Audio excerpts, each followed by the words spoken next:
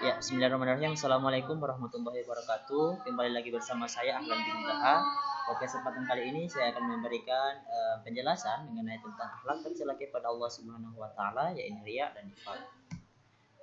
Ada beberapa pokok bahasan yang saya akan jelaskan pada kesempatan kali ini. Yang pertama adalah pengertian daripada riya dan nifaq, kemudian ada perbedaan antara riya dan nifaq, kemudian ciri-ciri riya dan nifaq, dan dalil tentang riya dan nifaq. Pertama adalah pengertian riya dan nifaq.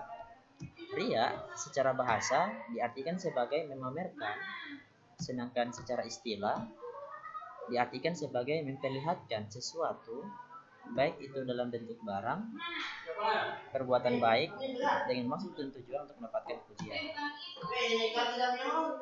Pengertian nifaq. Nifaq diartikan secara bahasa yakni berupa hewan sejenis tikus. Sedangkan istilah diartikan sebagai perbuatan menyembunyikan kekafiran di dalam hatinya dan memperlihatkan keimanan dalam bentuk ucapan. Perbedaan antara riya dan nifaq. Riya diartikan sebagai memamerkan demi mendapatkan pujian. Itu adalah pengertian riya. Sedangkan nifaq itu menyembunyikan kekafiran dan memperlihatkan keimanan. Jadi antara riya dan nifaq memiliki perbedaan. Kalau riya memamerkan, sementara nifaq menyembunyikan kekafiran. Riya, ciri-ciri riya. Yang pertama adalah sifat-sifat yang melekat pada diri seseorang, seperti dipamerkannya jabatan. Kebanyakan orang ketika memiliki jabatan, dia suka memamerkan kepada bawahan-bawahannya untuk mendapatkan kehormatan.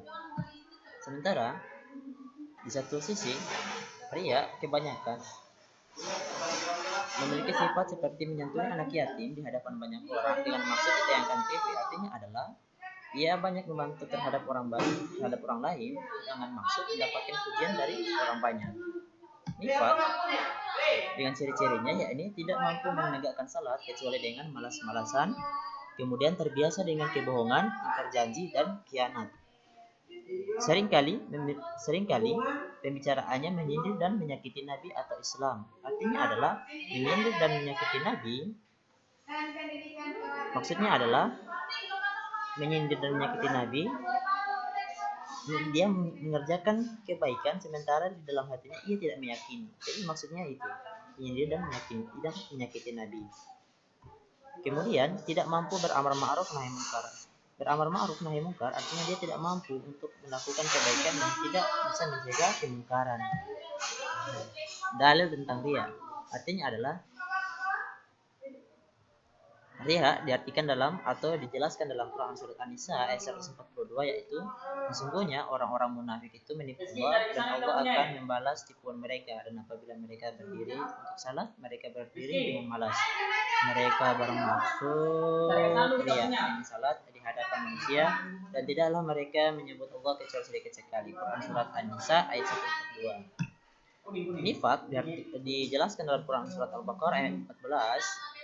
Artinya dan bila mereka berjumpa dengan orang-orang yang beriman, mereka mengatakan kami telah beriman, dan bila mereka kembali kepada setan-setan mereka mengatakan sesungguhnya kami sendiri dengan sependirian dengan kamu, kami hanya berolok-olok. Quran surat Al-Baqarah ayat 14.